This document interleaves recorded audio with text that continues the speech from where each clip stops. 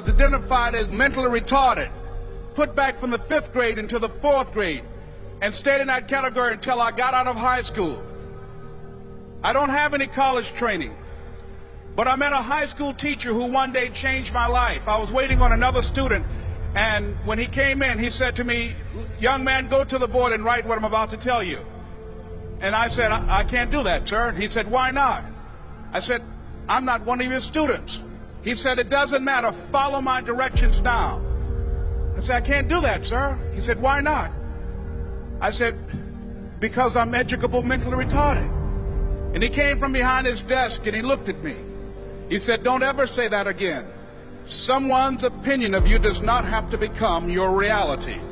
And as he talked, my heart began to beat fast.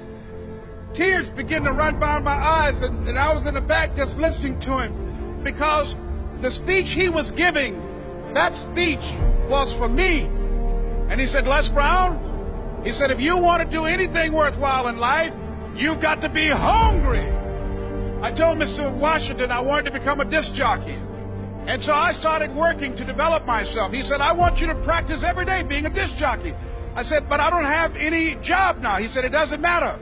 He said that it's better to be prepared for an opportunity and not have one than to have an opportunity and not be prepared. And as I was working to develop myself, I applied for a job as a disc jockey, WMBM on Miami Beach. I went to a guy named Milton Butterball.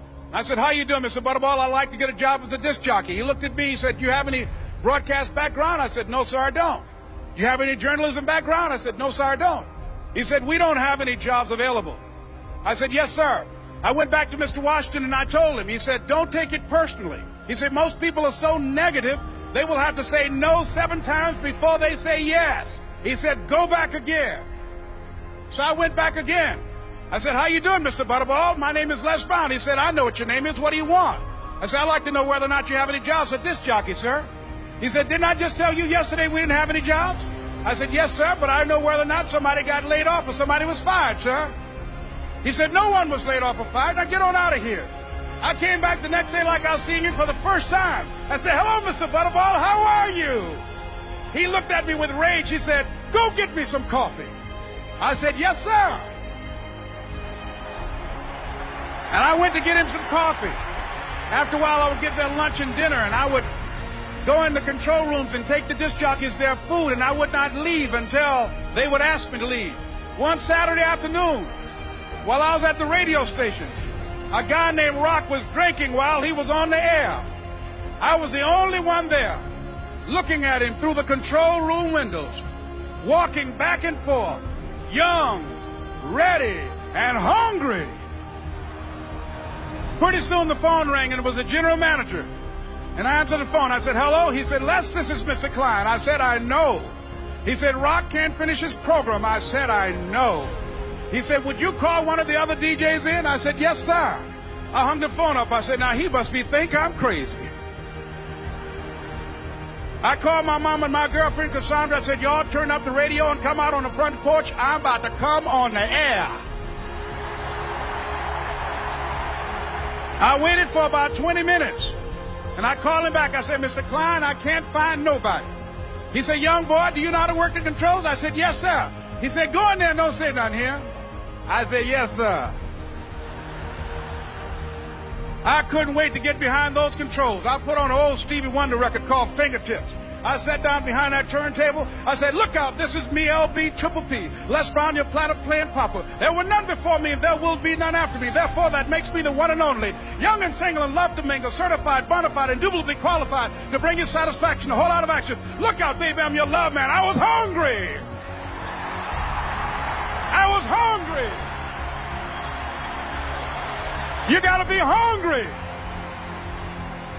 Begin to know that you have greatness within you. And if just one of you here begin to envision yourselves as being blessed and highly favored to reach your goals, if just one of you capture the essence of what that means, that you have greatness within you and a responsibility to manifest that greatness, that you can make your parents proud, you can make your school proud, you can touch millions of people's lives And the world will never be the same again because you came this way. It was hard, ladies and gentlemen, coming to speak to people. And I was facing financial difficulties in my own life. I was behind on my bills and my dreams, and I'm saying to them, you can live your dream. It was hard, ladies and gentlemen. It was very difficult to pick myself up each day believing that I could do it. There were times that I doubted myself. I used to ask myself, can I do this? And something said within me, you're the one. Don't give up on your dream.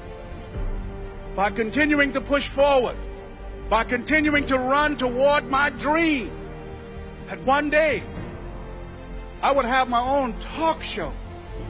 It's a long shot, ladies and gentlemen, from Liberty City, an abandoned building on a floor, never knowing my mother or father. It's a long shot.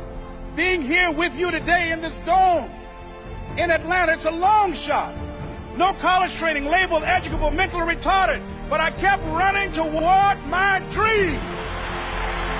Don't stop. Don't stop running toward your dream.